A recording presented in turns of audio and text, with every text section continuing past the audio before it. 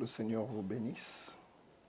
Ça me fait plaisir d'être encore avec vous et c'est l'un des rares lives que je fais.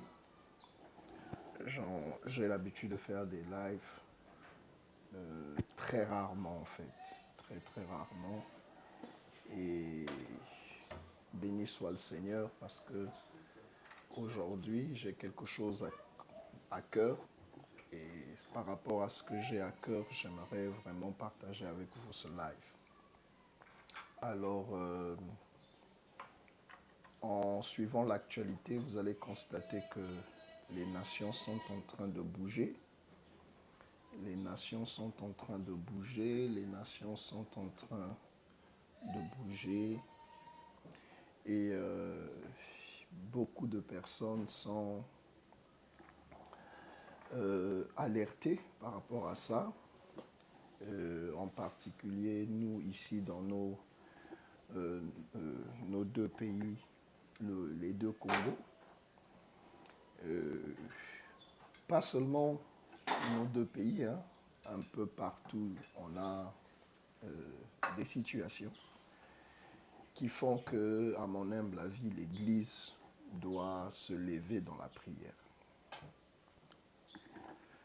Nous sommes aujourd'hui dans une époque où on donne plus de la valeur à l'activité politique, on donne plus de valeur à l'activité économique, on donne plus de valeur à la science, à la politique et ainsi de suite. Et je pense que les choses que les gens ont vécues dans la Bible, le monde d'aujourd'hui ne connaît pas trop ces choses-là. Le monde d'aujourd'hui ne connaît pas trop ces choses-là. Et je pense que l'Église ferait mieux de faire redécouvrir à nos nations la puissance de Dieu, à nos nations la puissance de Dieu. Et donc, par rapport à ça, j'ai pensé que je vais commencer à donner des programmes de prière pour la nation. C'est ma contribution, prier pour notre nation, le Congo. Et je vais le faire sur TikTok. Et après, ça sera certainement relayé sur YouTube. Et ça sera aussi relayé sur Facebook. Donc, c'est à la fois une annonce que je fais, et non seulement une annonce que je fais, mais je voudrais vous proposer un partage de la parole de Dieu basé sur ce que nous allons faire. C'est vraiment important. Et je pense que ce partage de la parole de Dieu pourra édifier les personnes qui vont me suivre par rapport à ça. Alors, nous devons savoir que nous avons un rôle à jouer dans nos nations. L'Église a un rôle à jouer dans la nation. Et les chrétiens sont l'Église en fait. Les croyants, ceux qui croient au nom de Jésus-Christ, c'est eux qui constituent en fait l'Église. Vous allez m'excuser un peu. Pour le moment, je ne vais pas interagir avec ceux qui me suivent et je salue mon cher ami Junior. J'ai remarqué que Junior, quand je suis dans les lives, il a l'habitude de me suivre. Je viens vraiment le saluer. Merci, c'est un soutien qui me va droit au cœur. Que le Seigneur vraiment te bénisse pour cela. Enfin, tu es béni de Dieu, puisque la parole de Dieu nous dit dans Éphésiens chapitre 1 que nous avons déjà été bénis de toutes sortes de bénédictions spirituelles dans les lieux célestes. Donc, je vais faire ce live et je pense que prochainement, il faut vraiment que je m'y mette, vous m'excusez. TikTok, c'est encore nouveau pour moi par rapport aux autres applications des réseaux sociaux comme WhatsApp que je maîtrise assez. Donc, je pense que je vais faire un effort pour, voilà, Oui, bon. Je vais apprendre tout ça tout calmement prochainement. Mais j'espère quand même que pendant que je suis en train de parler, il y a des personnes qui me suivent et je peux déjà voir que 2 personnes sont là. Donc pour le moment, je vais d'abord partager ce que j'ai sur le cœur. Et je pense que je vais prendre peut-être la journée d'aujourd'hui pour en apprendre davantage sur la façon d'utiliser TikTok. Donc, je voudrais vous parler de l'intercession pour les nations. Non seulement l'intercession pour les nations, mais je voudrais vous parler aussi de l'implication de l'Église dans une nation. Nous devons savoir une chose concernant les nations, c'est que il y a des choses que l'Église est appelée à faire et seule l'Église peut faire ces choses-là. Souvent, nous les chrétiens, on se moque de nous. Hein. Souvent, nous les chrétiens, on se moque de nous et on a comme l'impression que nous n'avons rien à apporter dans une nation à part, excusez-moi l'expression, le fait de faire du bruit. Hein. Moi, je passe souvent sur certains, je participe souvent à certaines causeries sur Internet, mais dès que tu annonces que tu es pasteur ou que tu es frère dans le Seigneur, je sens le mépris. Je sens beaucoup le mépris. Les chrétiens sont beaucoup méprisés. On nous prend pour, je ne sais pas, des gens inutiles par rapport à l'évolution de la nation. Et je pense que quelque part, c'est un peu nous-mêmes qui avons donné cette image. J'ai discuté avec des hommes de Dieu qui vous disent que les affaires politiques, les affaires économiques du pays, ça ne nous concerne pas. Nous, on doit se concentrer sur l'évangélisation, on doit se concentrer sur gagner les âmes, on doit se concentrer sur implanter les églises, prêcher la bonne nouvelle. Tout le travail que nous avons à faire, c'est d'annoncer l'évangile aux gens pour qu'ils connaissent Jésus. Et c'est de cette façon-là que nous apportons notre contribution à la nation. Honnêtement, je vous dis que je ne suis pas d'accord avec ça. Je ne suis vraiment pas d'accord avec ça. Je pense qu'il est temps que l'Église, il est temps que l'Église et il est temps que les chrétiens commencent à s'ingérer dans les choses qui se font dans le pays. S'ingérer, et quand je parle de s'ingérer, la matière première que l'Église a, c'est la spiritualité. Et une nation a un côté spirituel, vous comprenez? Et la nation, et le côté spirituel de la nation, la politique ne peut pas être en train de gérer cela. La politique ne peut pas faire un certain nombre de choses. Je vous donne un exemple. Vous allez chez le médecin, par exemple. Si c'est un paludisme, il peut s'en sortir. Si c'est une fièvre typhoïde, il peut s'en sortir. Et même si c'est le sida, ils ont trouvé, enfin, le VIH, j'allais dire, ils ont trouvé des rétroviraux pour cela et tout. Mais si ça devient un problème spirituel, parce qu'il y a des maladies d'ordre spirituel, il y a des maladies d'ordre démoniaque. Vous voyez que le médecin, avec son tétoscope, je pense que c'est comme ça qu'on appelle ça, avec ses injections, avec ses bistouris, ne peut pas régler le problème d'une maladie démoniaque. Parce qu'il y a des maladies démoniaques, des maladies spirituelles. Et pour des maladies spirituelles, seule l'Église peut intervenir. Voyez-vous, quand on est dans une nation, les nations ont des problèmes de malédiction. Ok? Aujourd'hui, on ne va pas se mentir, beaucoup de nos nations ont des problèmes de malédiction. Et la malédiction, vous voyez, le défaut avec la malédiction, c'est ceci. Tu peux avoir de l'argent et ton argent ne te sert à rien pour avancer parce qu'il est question que tu puisses... excusez-moi.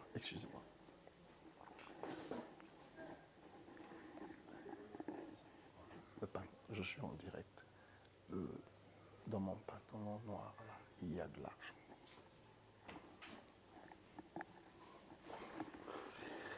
Excusez-moi, on est en direct, donc la famille avait besoin de moi, excusez-moi. Donc je disais que il y a des problèmes de malédiction, d'accord? Il y a des problèmes de malédiction. Bon, ce live ne va pas être un live dans lequel on va discuter ensemble. Je vous partage une vision et peut-être que prochainement, on pourra, on pourra avoir des causeries où je vous ferai peut-être intervenir et ainsi de suite. Donc pour le moment, je suis en train de vous partager une vision qui est une vision de l'intercession. C'est aussi pour moi un moyen de vous exhorter. J'ai envie de vous exhorter à la prière pour votre nation, hein, quel que soit le pays dans lequel vous êtes. Nos nations ont besoin vraiment de prière, hein. Un pays comme la France a besoin d'intercession, des pays d'Afrique comme le mien. Moi, je suis au Congo-Brazzaville. Nous avons besoin nous avons besoin de la prière, nous avons besoin de l'intercession. Et donc, dans ce live, je viens pour vous montrer comment la Bible nous dit qu'il faut le faire et comment nous devons, ensemble, n'est-ce pas, nous devons plutôt, qu'est-ce que j'allais dire, comment l'Église doit jouer son rôle dans une nation. Donc, j'étais en train de vous parler des situations dans lesquelles la politique ne peut rien faire. D'accord? En tout cas, quand on parle de la politique dans sa forme brute, la politique ne peut pas chasser les démons. Un chef de l'État, en tant que chef de l'État, il ne peut pas chasser les démons. Un chef de l'État, en tant que chef de l'État, il ne peut pas briser une malédiction. Ce sont des questions spirituelles. Et pour ces questions spirituelles, il faut que ce soit réglé de manière spirituelle par une institution spirituelle qui est l'Église. D'accord? Et il est temps vraiment que l'Église se mette à jouer son rôle dans la nation. Et le rôle de l'Église dans une nation ne peut pas être joué par une autre personne. Vous ne pouvez pas remplacer le rôle de l'Église. Et donc, quand l'Église ne fait pas son travail, quand l'Église ne joue pas son rôle, la vérité est que l'Église laisse en fait la porte à Satan d'agir, aux forces des ténèbres d'agir pour faire du mal à la nation. J'étais en train de vous parler de la malédiction. Vous pouvez être un pays qui est immensément riche. Je crois qu'un pays comme le mien est immensément est riche. Parlons du cas de la RDC, un très grand pays immensement riche. Je me rappelle que j'ai entendu parler de 60%, je pense, du cobalt qui existe, je pense, sur toute la planète Terre. Je ne sais pas si c'est le cobalt ou le coltan. La réserve de 60% se trouve par exemple dans un pays comme la RDC. Donc c'est un pays naturellement riche. Vous pouvez être un pays riche, mais si vous avez la malédiction qui agit dans votre pays, votre richesse ne vous servira pas. Peut-être même que votre richesse se retournera contre vous pour vous faire plus de mal. Vous voyez? Donc c'est un peu, en quelque sorte, ce que nos nations vivent, hein, nos nations d'Afrique. Et là, c'est à ce moment-là que l'Église entre en jeu. Donc je viens pour vous dire que l'Église doit entrer en jeu. L'Église doit apporter sa contribution dans ce qui se passe dans ce monde. Alors moi, je vais vous proposer, je pense, 2 textes. Je vais vous proposer 2 textes parce que je fais ce live qui sera un premier live et les prochains lives, je vais monter en prière. J'aurai des programmes de prière pour notre nation, le Congo-Brazzaville, et peut-être que poussés par l'Esprit, nous prierons aussi pour les autres nations pour que, comme on dit souvent, que ce soit d'une manière internationale, que ce ne soit pas seulement basé sur mon pays. Mais je ne vous cache pas que j'ai un fardeau pour mon pays. Et donc, j'aurai des programmes de prière, d'intercession comme ça pour ma nation que je vais proposer. Et à côté de ça, on verra bien comment l'Esprit nous conduira. Pourquoi pas aussi faire des prières pour les autres nations. Alors, moi, je voudrais vous proposer Jérémie chapitre 1. C'est sur ce texte-là que va être basée l'intercession que je proposerai. Je m'appuierai sur ce que Dieu dit à Jérémie dans ce passage pour faire les prières que je ferai à partir de maintenant en direct sur TikTok.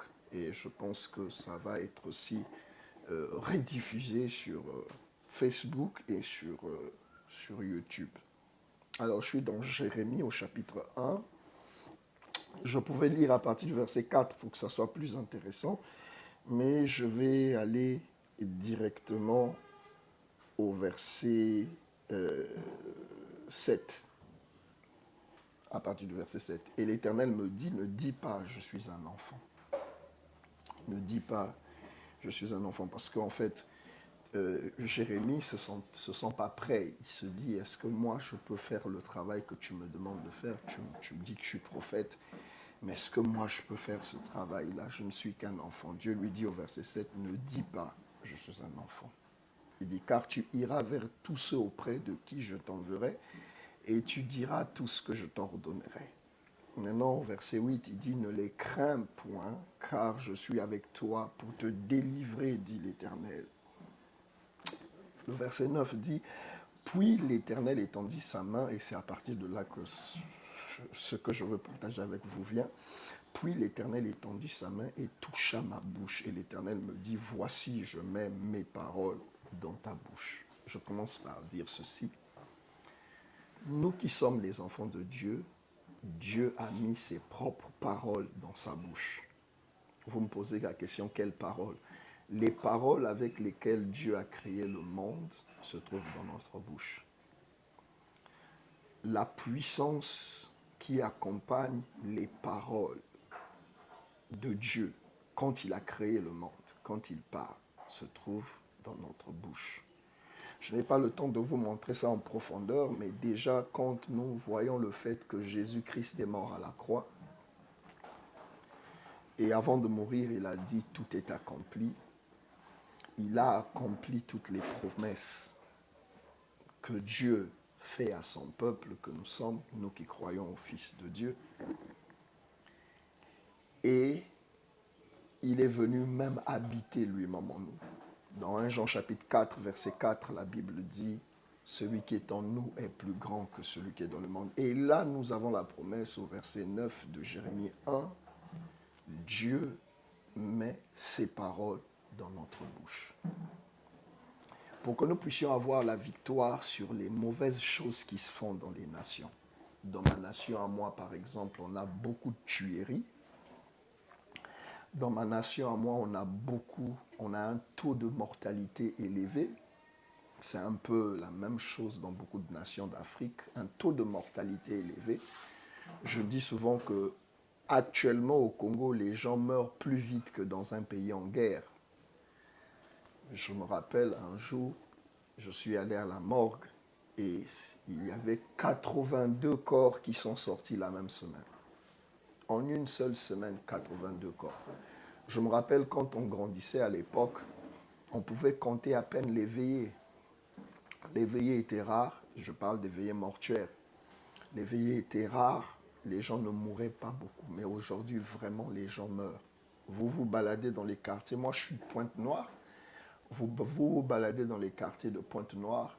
Vous pouvez voir, si vous longez, je donne un exemple, vous longez par exemple la route de Moncamba, celle qui part par exemple de Vanvan, pour ceux qui connaissent Pointe-Noire, pour arriver juste là au rond-point Tister, vous pouvez voir 4, 5, 6, 7 banderoles qui annoncent que des gens sont morts. Et quand vous voyez les gens qui meurent, c'est des gens qui ont 17 ans, des gens qui ont 30 ans, alors que la parole de Dieu dit dans les psaumes que les gens devaient atteindre au moins 70 ans.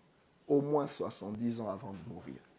Donc dans notre pays, les gens meurent trop vite, les gens meurent trop jeunes et il y a trop de morts dans un pays comme le nôtre. Ça ne va pas. C'est quelque chose qui n'est pas bien. C'est quelque chose que Dieu ne veut pas pour les nations. Ça ne vient pas de Dieu, ça. Ça vient du diable et ça vient aussi quelque part de la participation des hommes dans la collaboration avec Satan. Voyez-vous? Donc ça, par exemple, c'est quelque chose pour quoi il faut prier. Et pour que nous puissions prier pour ça, Dieu dit qu'il a mis sa parole dans notre bouche. Et ça, c'est vraiment important. Il a mis sa parole dans notre bouche. Et nous allons voir comment sa parole fonctionne. Moi, je suis de ceux qui sont contre l'idée de s'en prendre aux hommes. On voit beaucoup de mouvements, le panafricanisme, on voit beaucoup de mouvements, des gens qui sont en train de réfléchir sur la libération des peuples, la libération des nations, qui veulent voir des changements dans leur pays. Moi, je suis chrétien, je suis enfant de Dieu, je suis un homme de Dieu et l'Église traite de la matière spirituelle.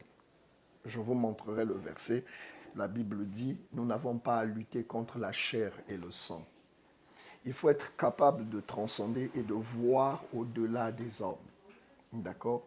Dans notre pays, à nous, on a beaucoup de situations comme ça. C'est un peu la même chose dans tous les pays. Donc, permettez que je prenne mon pays en exemple.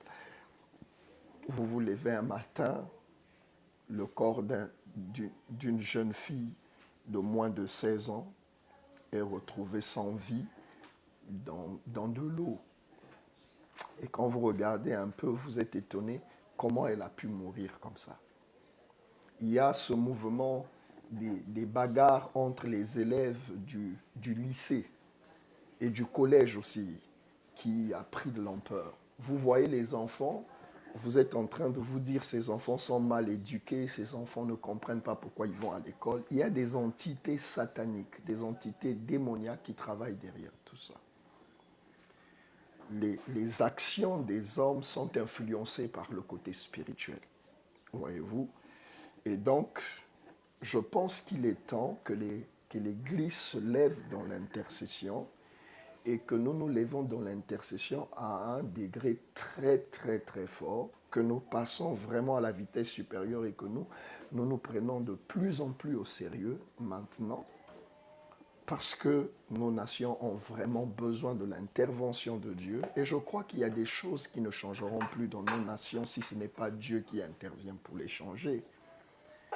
Il faut vraiment que l'Église se lève, que l'Église apporte, que l'Église devienne participante du développement des nations.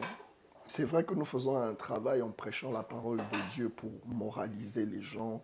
C'est vrai que dans nos églises, nous avons le témoignage des prostituées qui sont aujourd'hui des témoins de la parole de Dieu. C'est vrai que dans nos églises, nous avons beaucoup de témoignages des ivrognes qui ont cessé d'être des ivrognes, des mauvais maris qui sont devenus de bons maris à cause de la puissance de l'évangile qui les a transformés. C'est vrai, il y a des témoignages comme ça et ça aussi, ça contribue au bien-être de la nation. Je suis d'accord avec cela, mais je pense qu'on peut faire mieux encore. Je pense qu'on peut faire mieux encore et on peut allumer un feu de l'intercession, voyez-vous. Et nous sommes en train de prendre le cas de Jérémie ici. Jérémie était un prophète et Dieu dit, et je vais vous lire le verset 5 puisque je suis à cet endroit-là, on peut même lire à partir du verset 4, « La parole de l'Éternel me fut adressée en ces mots, avant que je t'eusse formé dans le ventre de ta mère, je te connaissais, et avant que tu fusses sorti de son sein, je t'avais consacré, je t'avais établi prophète des nations. » Jérémie était un prophète des nations. Et moi, j'aimerais que l'Église commence à s'élever à un niveau national, c'est-à-dire une Église de nations, que nous ayons encore aujourd'hui des prophètes de nations. C'est comme si on a réduit le ministère prophétique, et non seulement prophétique, mais on peut parler aussi des apôtres. C'est comme si on a réduit le ministère des hommes de Dieu à, permettez-moi l'expression, à des individualités. Moi, parfois, pour essayer un peu de dramatiser, je parle des pasteurs du quartier. C'est comme si on est devenu des pasteurs de quartier. C'est comme si on est devenu des pasteurs sur des individus. La prophétie, c'est juste dire à une personne, voilà, je vois la personne qui est en train de te maudire. Je vois la personne qui est en train de te faire du mal. Je vois un voyage sur ta vie. C'est biblique. C'est la prophétie. Mais est-ce qu'on ne peut pas rêver d'une prophétie qui monte un peu plus? Une prophétie qui dit, par exemple, clairement, qui va être le président de la République aux prochaines élections? Est-ce qu'on ne peut pas monter un peu plus et être comme des prophètes comme on l'appelle? J'aime bien le prophète Élie. Le prophète Élie, je l'aime beaucoup parce que moi, je l'appelle un homme qui a éradiqué la fausse adoration dans son pays. À son époque, quand il a fait descendre le feu du ciel sur le mont Carmel et que tout le peuple d'Israël a vu qu'il était vraiment le véritable serviteur de Dieu et que Dieu était le véritable Dieu, ils ont attrapé les 450 prophètes de Baal et les 400 prophètes d'Astarté, ils les ont égorgés et ils les ont tués. Parce que ça, c'est l'Ancien Testament. D'accord? Comment je peux traduire cela dans le monde d'aujourd'hui? Comment on peut prendre ça dans le monde d'aujourd'hui? Eh bien, dans le monde d'aujourd'hui, ce serait imaginer un homme de Dieu qui réussit à faire disparaître du pays 850 fausses églises. Là, le prophète devient un prophète du niveau national. Parce que ça peut faire mal aux gens, mais il y a des religions qui sont une malédiction pour le pays. Il y a des religions qui ne bénissent pas la nation. Il y a des religions qui, s'ils disparaissent de la nation, ne seront pas une perte. Bien au contraire, ce sera avantageux. Parce que quand vous lisez dans la parole de Dieu, laissez-moi vous lire par exemple Deutéronome. Deutéronome 18. Écoutez ce que Dieu dit dans Deutéronome 18. Deutéronome 18, à partir du verset 9, je lis ceci. Écoutez, lorsque tu seras entré dans le pays que l'Éternel ton Dieu te donne, tu n'apprendras point à imiter les abominations de ces nations-là. Qu'on ne trouve chez toi personne qui fasse passer son fils ou sa fille par le feu. Personne qui exerce le métier de devin, d'astrologue, d'augure, de magicien, d'enchanteur. Personne qui consulte ceux qui évoquent les esprits ou disent des bonnes aventures. Personne qui interroge les morts. Voyez-vous, nous avons par exemple dans ce pays des religions qui interrogent les morts. Des religions qui utilisent les esprits de mort. On peut te mettre en contact avec ton père ou ton grand-père qui était déjà mort. La Bible dit que l'Éternel Dieu qui a créé les cieux et la terre n'aime pas ça. Il dit qu'on ne doit pas faire ce genre de choses. Vous comprenez que quand dans un pays on fait ces choses, ça fait partie de ce qui maudit le pays. Et ça maudit le pays. Au verset 10, il est dit qu'on ne trouve chez toi personne qui fasse passer son fils ou sa fille. Nous avons des croyances dans notre nation qui se pratiquent pour lesquelles, pour que la personne s'enrichisse, il fait passer son fils. Il sacrifie son fils. Donc, dans une nation comme la nôtre, et c'est un peu pareil partout, il y a des personnes qui travaillent avec le sacrifice humain. Ils versent le sang humain pour des avantages comme l'argent, des avantages comme le succès. Et ça prend la forme des religions. Vous voyez, c'est des religions qui ne bénissent pas. Et moi, j'ai toujours dit, si on avait Élie le prophète dans notre nation, ces religions-là auraient disparu. Il les aurait fait disparaître. C'est cette dimension-là que je pense que l'Église doit maintenant prendre. Monter à cette dimension d'exterminer la puissance de Satan qui agit dans la nation, d'exterminer les œuvres du diable et même de prier pour que les églises de Satan ferment. Voyez-vous? Dans Chanteur, personne qui consulte ceux qui évoquent les esprits ou disent la bonne aventure. C'est pas caché maintenant. Il y a des gens qui te disent que je dois consulter mes sirènes, mes esprits des eaux. Donc une personne qui se passe pour un soi-disant serviteur de Dieu, mais qui consulte les esprits des eaux. Les pratiques qu'il fait, il doit aller au bord d'un cours d'eau pour les pratiquer. Jésus-Christ ne faisait pas comme ça. Et ce genre de religion, les gens ne se rendent pas compte, ce sont ces religions qui augmentent la malédiction du pays. Et quand vous lisez la loi de Moïse, vous allez vous rendre compte que ces pratiques-là attirent les conséquences que nous voyons effectivement dans notre pays. Voyez-vous, le nombre de morts qui augmente et ainsi de suite. Verset 12, car quiconque fait ces choses est en abomination à l'Éternel. Il a dit magicien. Nous avons des magiciens, nous avons des féticheurs, nous avons des gens qui donnent des talismans. Dans ce pays, il y a des gens qui vont prendre des talismans parce qu'ils veulent réussir dans la vie. Les gens qui font ça sont en abomination à l'Éternel. C'est des pratiques que notre Créateur, Dieu est notre Créateur. Je parle ici du Créateur de l'univers, je parle du Dieu Créateur de l'univers et je dis que c'est le seul Dieu qui est digne d'être adoré. Et ce Dieu condamne ces pratiques. Il appelle cela des abominations. Parler avec les esprits qui sont déjà morts, il appelle cela des abominations. Il appelle le travail de magicien des abominations. Il appelle cela des abominations. Verset 12, car quiconque fait ces choses est en abomination à l'Éternel. Parfois, quand vous cherchez, vous ne comprenez pas pourquoi le pays n'avance pas, vous ne comprenez pas pourquoi le pays n'évolue pas, vous vous posez des questions. C'est des choses comme ça qui attirent des malédictions dans le pays et qui fait qu'au lieu que le pays avance, le pays recule. Nous, on ne voit que les hommes. Nous, on ne voit que les hommes. On se dit que le pays est mal dirigé et tout. Je ne veux pas entrer dans ça. Mais il y a bien des raisons. Oui, s'il y a une mauvaise gouvernance dans une nation, c'est logique que cette mauvaise gouvernance puisse faire du mal au pays. Mais il n'y a pas que ça. Et je veux vous dire, les questions spirituelles sont des questions qui ont même plus d'impact. Les questions spirituelles sont ceux qui nous font plus de mal dans une nation que les problèmes naturels, les problèmes économiques, politiques. Même ces pratiques-là finissent même par affecter la politique de la nation. Ça finit par affecter l'économie de la nation. Ça finit par affecter. Voyez-vous, c'est cela. Donc, une personne qui travaille dans une entreprise, lui, croit, et il veut diriger sa société, il va voir des personnes qui consultent les esprits de mort pour qu'on lui donne des pouvoirs et tout. Vous vous attendez à quoi? Ce sont des esprits qui réclament le sang, qui réclament la mort. C'est tout ça qui explique que le pays va mal.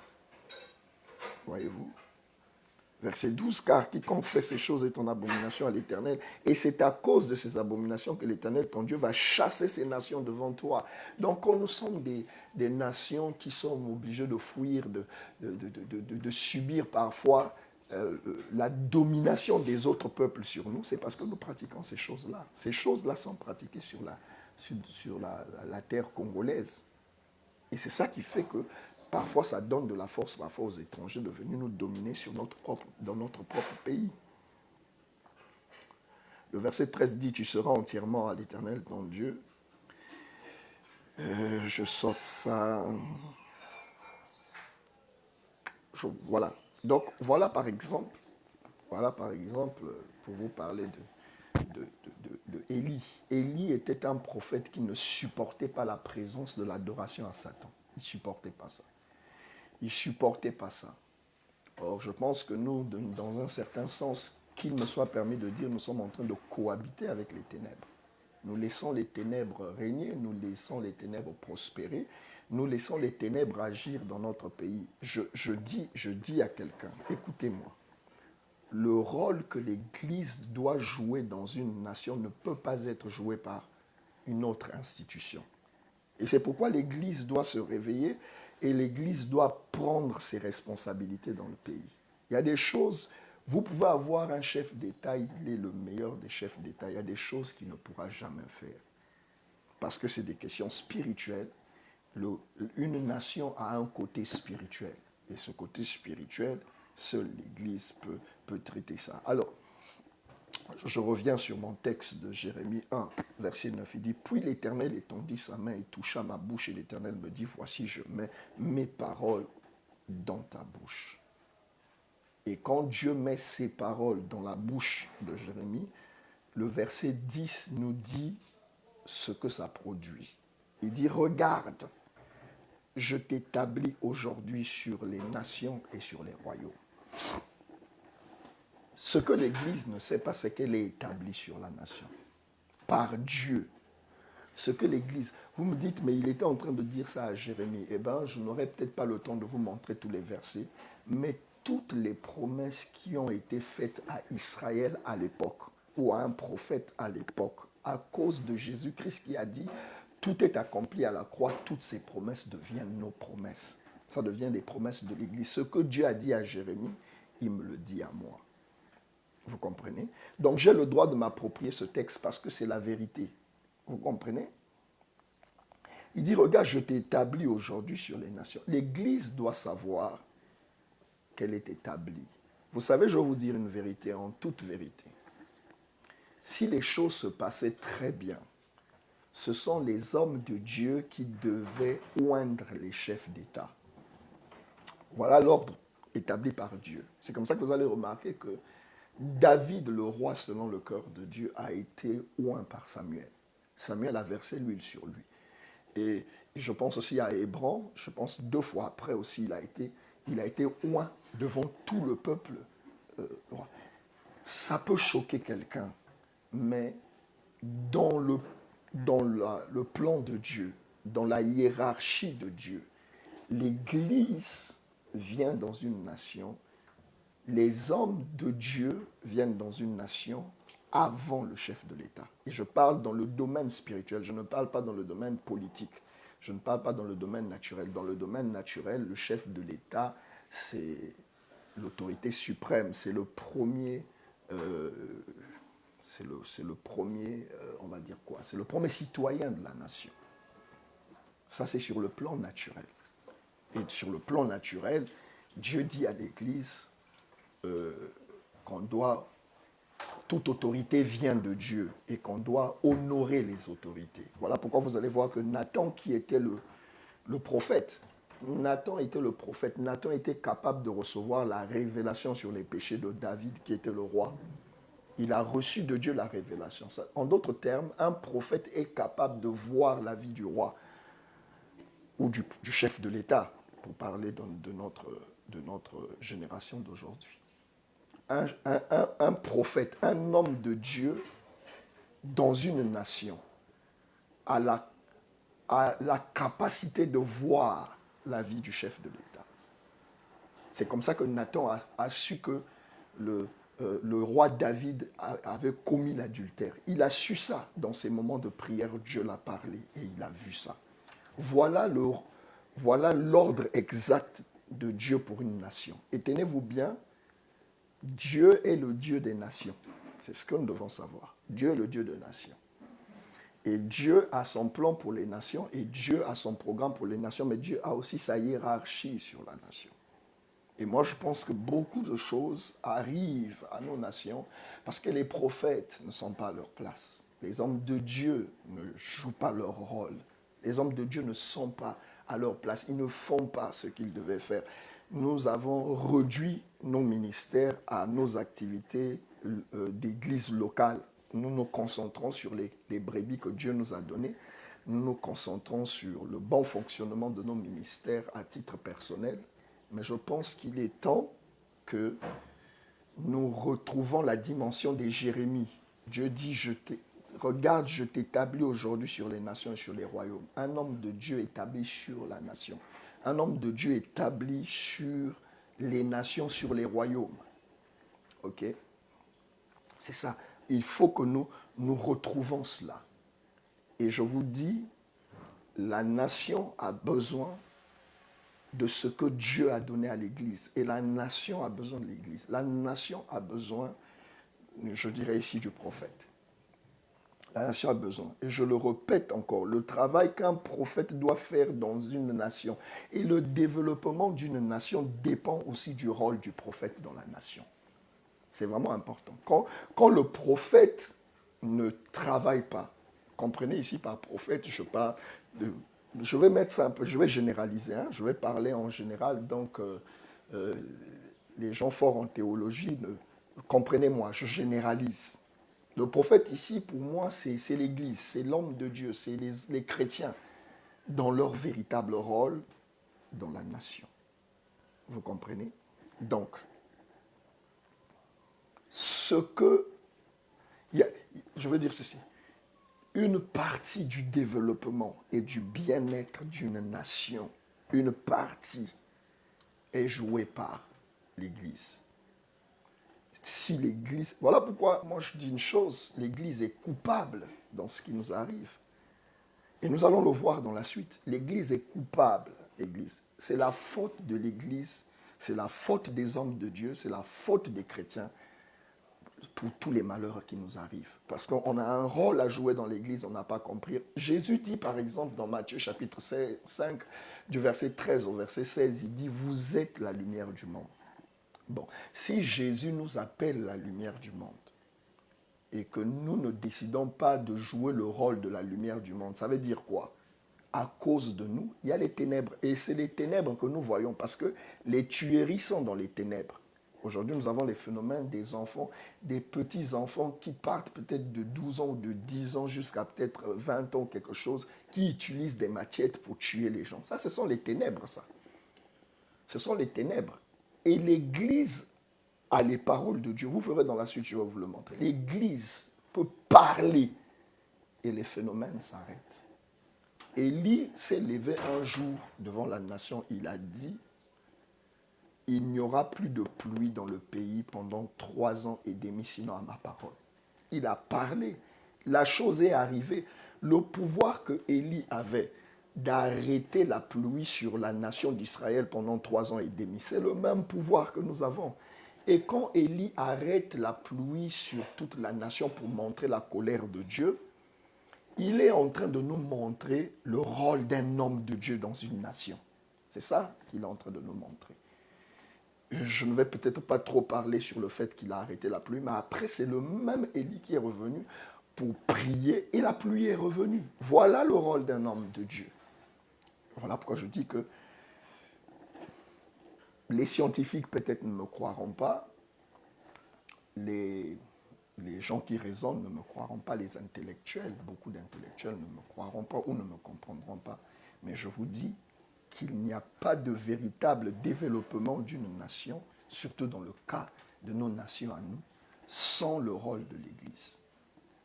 Sans le rôle de l'Église. Il faut que l'Église se lève et fasse son travail. Malheureusement, jusqu'à présent, et ça, je vous le dis, l'Église a une image médiocre. On se moque. Une fois, je suis parti dans les bureaux de la police et je voulais, en fait, c'était pour une mise à jour pour les documents de l'Église. C'était pour une mise à jour pour les documents de l'Église. Et vous savez quoi? Dès que j'ai dit que j'étais pasteur, ces policiers-là se sont mis à se moquer de moi. Ils se sont mis à se moquer de moi. C'est vous là les pasteurs. Ils ont parlé. Par sagesse, je n'ai rien dit. Mais ça montre le degré. Excusez-moi, maman, il faut ouvrir aussi là-bas. Il faut attacher aussi là-bas. J'ai besoin de lumière. Excusez-moi. Donc, vous voyez, ça montre le mépris. Voyez-vous, on a réduit nos églises à des églises. Les pasteurs, ce qu'ils veulent, c'est seulement l'argent. Ils cherchent l'argent. Ils cherchent l'argent. Les églises, c'est des voleurs. Voilà l'image que l'Église a. Alors que, quand vous voyez, dès que Élie arrivait, tout le peuple savait que le serviteur de Dieu est arrivé. C'est l'image qu'on devait avoir dans la nation. Dès que Élie se levait, même le roi, le chef de l'État, tremblait. C'est ça qu'on doit vivre. C'est ça qu'on doit retrouver. Je ne dis rien de mal, je dis les choses comme normalement les choses devaient être comme ça. Et Dieu dit à Jérémie, regarde, je t'établis aujourd'hui sur les nations et sur les royaumes. Il dit, pour que tu arraches et tu abattes. Quand Dieu dit à Élie, à Jérémie, pour que tu arraches, est-ce qu'il lui a donné des arrache-clous? Il dit pour que tu arraches. Est-ce qu'il lui donne des arrache-clous? Non. Pour que tu abattes, est-ce qu'il lui donne des haches pour abattre les arbres? Non. Il dit même pour que tu ruines et que tu détruises. Pour comprendre le sens de tout ce que nous sommes en train de lire au verset 10, il faut repartir au verset 9. Il dit, voici, je mets mes paroles dans ta bouche. Et les paroles de Dieu dans la bouche de l'Église. Les paroles de Dieu dans la bouche des hommes de Dieu. Les paroles de Dieu dans la bouche des enfants de Dieu à la capacité d'abattre, à la capacité d'arracher. Un de mes versets préférés dit que tout arbre que mon Père n'a pas planté sera déraciné. L'Église a la capacité de déraciner. Jésus a dit, si vous dites à cette montagne, ôte-toi de là, jette-toi dans la mer. Si vous croyez que ce que vous dites arrive, si vous le dites avec la foi du cœur, cela arrivera. L'Église a la capacité d'arracher le mal d'une nation. L'Église a la capacité d'abattre. L'Église a même la capacité de ruiner. Ruiner, je dis ruiner. L'Église a la capacité de ruiner. Tu parles avec ta bouche et les œuvres de l'ennemi sont ruinées. Voyez-vous? Il dit pour que tu ruines et que tu détruises. En plus, il termine, il dit pour que tu bâtisses et que tu plantes. Que tu plantes. Dieu nous a donné lui-même, il nous en a donné l'image au commencement. Il y avait les ténèbres, il a dit que la lumière soit. La Bible dit et la lumière fut. Or, rappelez-vous, Dieu a créé l'homme à son image selon sa ressemblance. Et c'est l'Église qui a retrouvé l'image et la ressemblance de Dieu par l'œuvre de la rédemption. Christ nous a redonné la gloire qu'Adam avait perdue en péchant dans le jardin d'Éden. Donc nous sommes aujourd'hui à l'image et à la ressemblance de Dieu.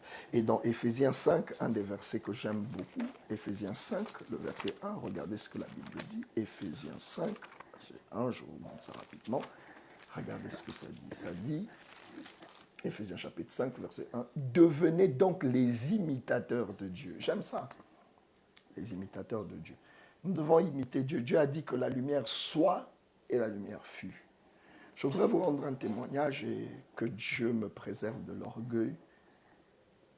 Je vis dans ma vie une expérience quand il y a une pluie forte, quelle que soit la forme de la pluie, et que cette pluie vient perturber un culte, vient perturber un programme que j'ai. Je vis cette expérience depuis 2022, aujourd'hui, et par la grâce de Dieu, ça n'a plus jamais raté, même une fois. Quand je parle à la pluie et je lui dis de s'arrêter, la pluie s'arrête. C'est vraiment un témoignage que je rends. Mais quelqu'un va me trouver extraordinaire. Non, je ne suis pas extraordinaire. C'est le pouvoir que Dieu a donné à ses enfants. C'est le pouvoir que Dieu a donné à ses enfants. Vous comprenez? Dieu nous a donné ce pouvoir-là. Un enfant de Dieu a la capacité d'agir sur les éléments de la nature. Vous comprenez? C'est cela. C'est comme ça que vous allez remarquer qu'un jour, l'apôtre Paul était en train de prêcher la parole. Il prêchait la parole. Et puis, il y avait un magicien qui commençait à perturber sa prédication. Il s'est retourné vers le magicien. Il a dit, pendant 3 jours, tu ne verras pas. Qu'est-ce qui s'est passé? Aussitôt qu'il a dit ça, l'homme est devenu aveugle pour 3 jours. Et c'est le même principe que nous utilisons pour les miracles. Vous imposerez les mains aux malades et les malades seront guéris, quelle que soit la qualité de la maladie, même le sida, même le cancer. Tu imposes les mains, tu parles. Pourquoi? Parce que Dieu a dit à Jérémie, voici, je mets mes paroles dans ta bouche. Ce ne sont pas nos paroles, ce sont les paroles de Dieu qu'il a mis dans notre bouche. Et les paroles de Dieu dans notre bouche a la capacité de renverser tout ce qui fait du mal à notre nation. Les paroles que Dieu a mis dans notre bouche a la capacité d'arrêter des phénomènes. Donc, Église, moi, votre frère dans le Seigneur, je vous invite. Il est temps pour nous que nous montons sur la scène de ce qui se passe dans les nations. Que nous montons sur la scène de ce qui se passe dans les nations et que nous arrêtons de rester dans nos églises. Que nous arrêtons de nous concentrer seulement sur nos offrandes, nos dîmes, nos conflits internes, nos contradictions doctrinales. Il y a mieux à faire. Hein, il y a mieux à faire. Et je vais terminer ce direct en vous parlant maintenant de Éphésiens chapitre 6. Pour moi, c'est un des versets de base, un des versets les plus importants dans cette lutte qu'il faut que nous puissions mener pour la délivrance de nos nations, pour la délivrance des familles. Un jour, j'étais en prière et Dieu m'a dit une parole étrange. Il dit, mon fils, est-ce que tu sais que je peux donner à un homme la capacité d'élever une muraille tout autour de sa ville? Par les prières, hein, élever toute une muraille tout autour de sa ville, de sorte que ces prières décident qui meurt et qui vit. J'ai entendu Dieu me dire ça. Regardez jusqu'à où Dieu peut nous emmener. Avant que je ne lise Éphésiens 6, 12, ça correspond à ce que dit Ézéchiel 22. Ézéchiel 22. Je crois que c'est ça. Ézéchiel 22, 29, je pense. Ézéchiel 22. Écoutez ça. Verset 29. Le peuple se livre à la violence, et c'est ce que nous voyons dans nos pays. Commet des rapines, opprime le malheureux et l'indigent. N'est-ce pas ce qu'on vit? Les injustices tous les jours. Les prix des denrées alimentaires qui ne font qu'augmenter la vie qui ne fait que devenir, qui ne fait qu'augmenter. Vous savez, quand vous parlez comme ça, un scientifique vous dit, mais écoutez, c'est des phénomènes mondiaux.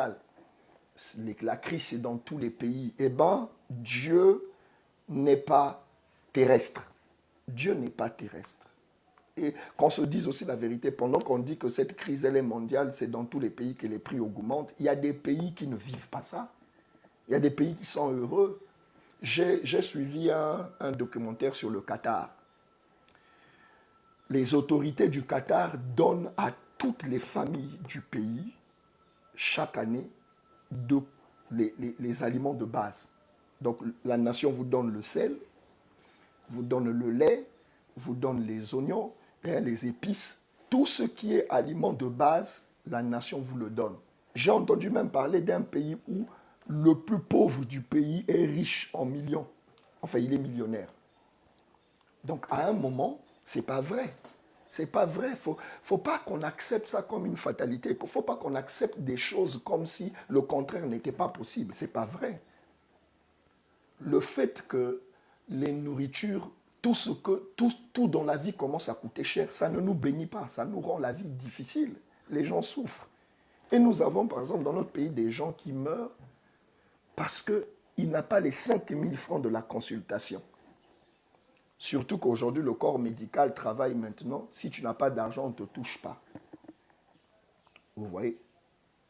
Et ça, ce sont des choses qui ne nous aident pas. Et Dieu nous a fait la promesse dans le prophète et dans le livre de Genèse. Il nous a fait la promesse en parlant à Abraham. Il dit que toutes les nations de la terre seront bénies en Abraham. Donc Dieu a les intentions de bénir toutes les nations. Et il y a une chose que j'aime dire. Il n'y a pas un seul pays au monde que Dieu aime plus qu'un autre. Ce n'est pas vrai. Détrompez-vous. Vous pouvez en avoir l'impression, vous pouvez croire ça, mais c'est faux. Il n'y a aucune nation que Dieu aime plus qu'une autre. Romains chapitre 2, je pense, verset 11, dit que Dieu ne fait exception de personne. Dieu ne fait pas de favoritisme.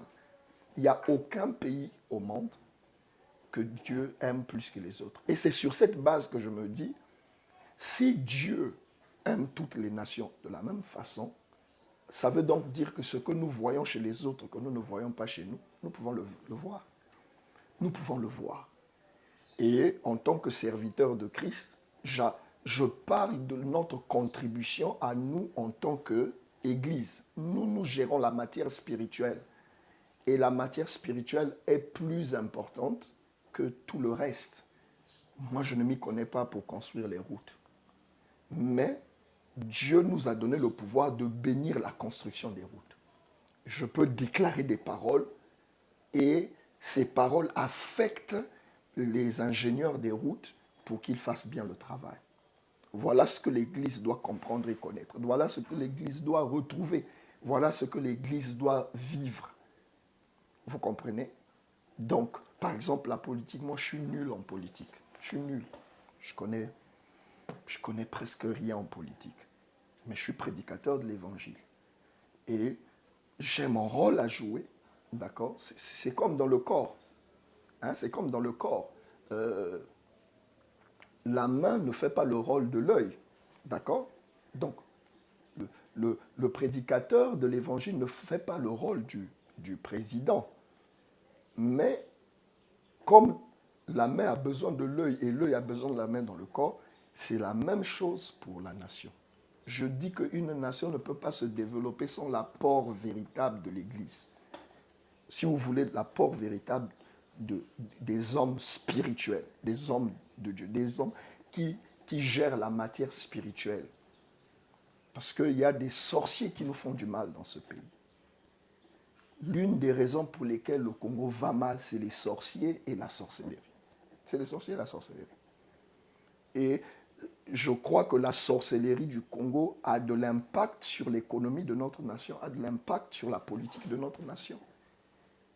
Mais ce n'est pas un parti politique qui peut arrêter ça. Non, c'est des hommes spirituels qui traitent les questions spirituelles. Et donc, je suis en train de vous lire Ézéchiel 22, verset 29. Le peuple du pays se livre à la violence, commet des rapines, opprime le malheureux et l'indigent, foule l'étranger contre toute justice. Le verset 30. Je cherche parmi eux un homme qui élève un mur. Donc, ce que Dieu m'a dit est dans la parole. Spirituellement, on peut commencer. Mais bien aimé, vous tous qui croyez en Dieu, vous tous qui êtes enfants de Dieu, vous tous qui êtes l'Église, je viens vous lancer un appel. Engageons-nous dans l'intercession pour élever un mur qui va protéger nos nations ou notre nation. Engageons-nous. Moi-même, je fais ce premier live pour être l'introduction parce que je prie le Seigneur qui me donne la force. Je suis beaucoup combattu spirituellement. Je vis beaucoup de combats, mais le Seigneur m'aidera pour qu'on puisse... moi-même, je m'engage à des prières, des intercessions chaque jour. Pour le moment, je suis en train de le faire sur WhatsApp, par audio, pendant 1 heure. Et je pense que la prochaine étape, je viendrai ici, en vidéo, pour faire ces prières, pour notre nation particulièrement. Et selon que l'Esprit nous conduira, on pourra aussi prier pour les autres nations si le Seigneur nous met ça à cœur. Et ce serait bien que chaque chrétien, chaque enfant de Dieu, chaque homme de Dieu, chaque église prenne soin de sa nation par les prières. Il dit, je cherche parmi eux un homme qui élève un mur, qui se tienne à la brèche devant moi en faveur du pays. Donc c'est l'intercession. L'intercession est capable d'élever une muraille de protection spirituelle pour que, donc ce que Dieu m'a dit est vrai. Je peux utiliser un homme pour élever une muraille et par ses prières et ses intercessions, il devient celui qui décide qui meurt et qui vit. Ça c'est fort, hein? Vous me dites c'est Dieu qui décide de qui vit et qui meurt. Mais savez-vous que l'Église est collaboratrice de Dieu dans ce que Dieu fait sur la terre? Et que Dieu ne fait rien sur la terre sauf passer à travers des hommes, à travers ses serviteurs, à travers l'Église, à travers son peuple, à travers ses enfants. Alors, terminons ce live par Ephésiens 6, verset 12, qui est mon texte de base, et c'est un des points sur lesquels je voudrais vraiment m'appuyer, et c'est avec ça qu'on va terminer. Paul dit, car nous n'avons pas à lutter contre la chair et le sang.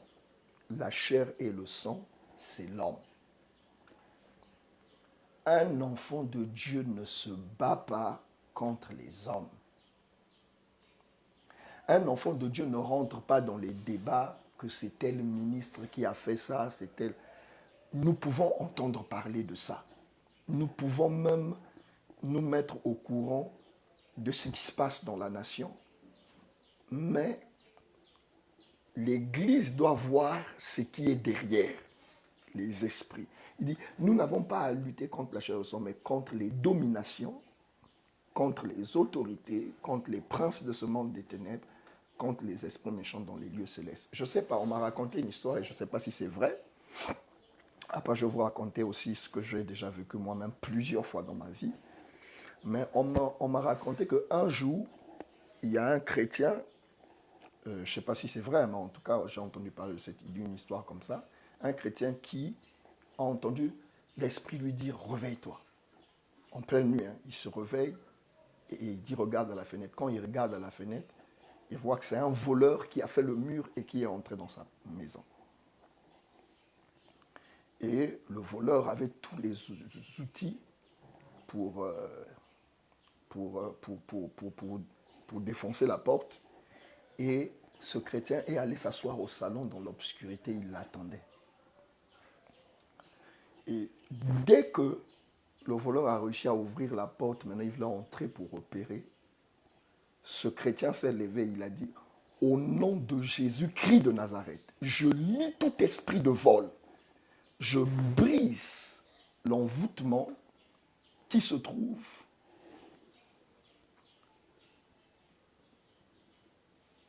excusez-moi, je ne sais pas si je suis toujours suivi, mon écran me pose un petit souci là, c'est quoi ça?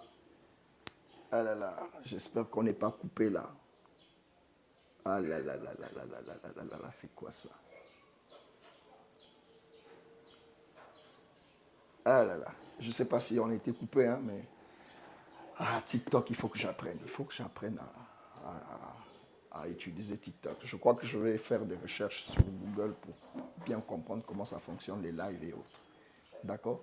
Donc, je disais, dès que le voleur est entré, il a dit, au nom de Jésus-Christ, je brise l'envoûtement qu'il y a sur cet homme. Et je prends autorité sur l'esprit de vol. Je le chasse au nom de Jésus-Christ. Et puis il a allumé la lampe. Et le voleur était là comme hébété. Il ne savait pas qu'est-ce qu'il faisait là. Il avait l'air comme hébété. Il avait comme perdu la tête. Et il lui a dit, viens, viens, assieds-toi. Et il lui a parlé de Jésus. Et d'après ce que raconte l'histoire, c'est le voleur qui est même allé témoigner à l'église ce qui s'est passé. Moi-même, dans mon expérience, je l'ai vécu plusieurs fois.